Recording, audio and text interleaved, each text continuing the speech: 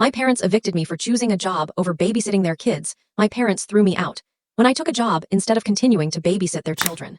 Weeks later, their seemingly perfect world unraveled as I revealed their deceit. They cut me off after I started working, unable to watch their kids anymore, and then lied to our family about the situation. So I went all out and exposed their falsehoods. Now, they're trying to pull me back because their new babysitter walked out.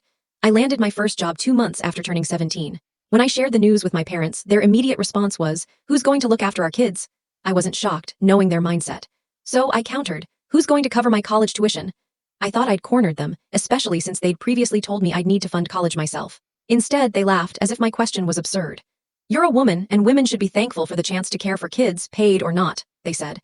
Of course, for me, it was unpaid. My dad chimed in with his wisdom. "You can't just be selfish and ditch the family. Julia, do you know how much a babysitter for 4 kids costs these days?" I offered a compromise, suggesting I could contribute some of my earnings to them and the kids, but they dismissed it. They believed that because I wasn't devoting my life to their children, I deserved to be kicked out. They told me to pack my things and leave. I rolled my eyes, but for the first time in ages, I let myself feel the pain, the sadness, the betrayal, and the grief of knowing I'd never experience a life where my parents truly loved me. I didn't bother wiping my tears, focusing instead on stuffing as many clothes as I could into a backpack. 10 minutes later, they shouted for me to hurry up, and we left for my cousin's place. On the drive, my parents tried to guilt-trip me into reconsidering.